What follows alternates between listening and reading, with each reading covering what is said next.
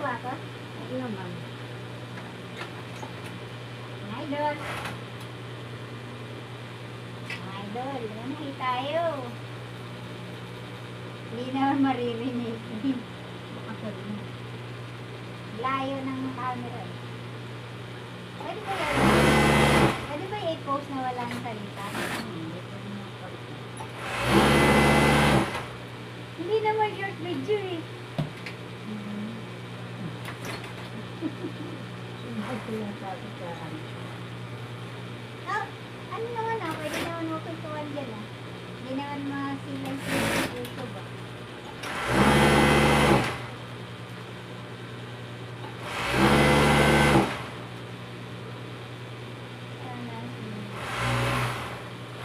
Manahay tayo mga idol. Kumusta na kayo mga idol?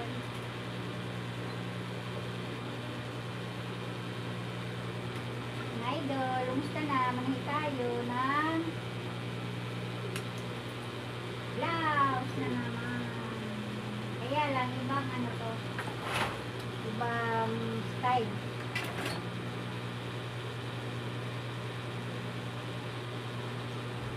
Makati sa ilong ano. Halika po.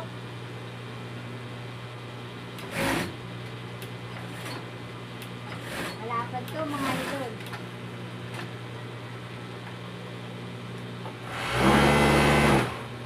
Kaya mga idol oh.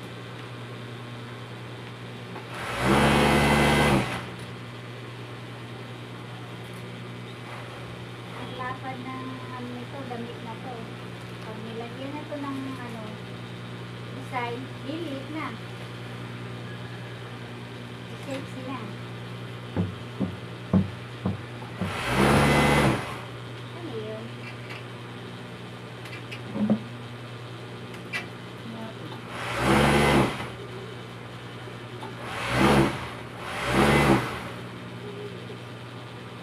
Sexy na to. O, mga idol, oh, laki-laki. Oh. Ang laki mo mga idol. Ang laki na. Ganit naman sa idol ba? Mga idol. Dugtong-dugtong ng mga idol. Dugtong-dugtong kasi ito mga idol. Eh, ganito. Pero pag bilari ko din yun. Kasi pangyaw. Pero, apil. Nabulit na sila yung apil.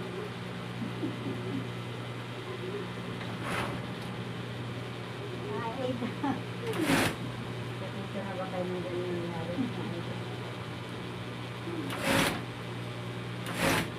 ang laki na mo gamit, mga idol.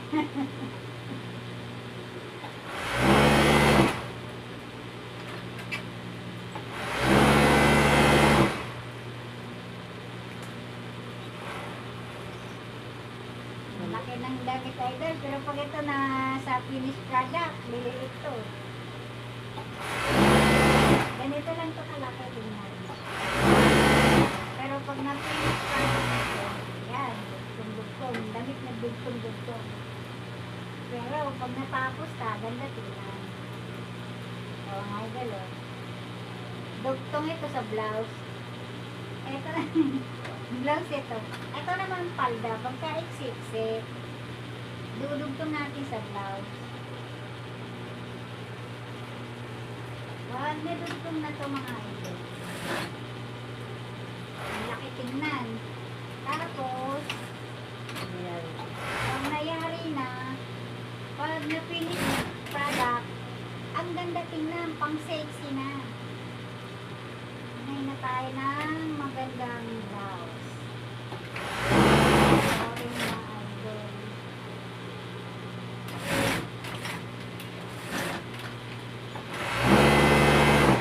Yan.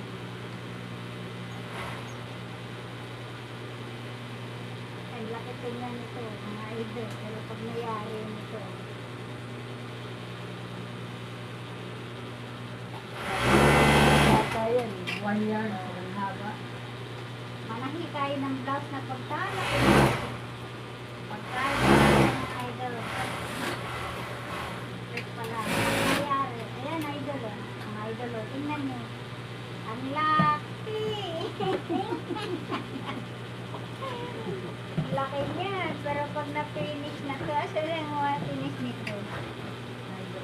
Oh. Ang laki yan mga idol. Pag na-finish na yung sexy na yan. Makita ko rin paggawa mo ng Kaya yung sa mga idol.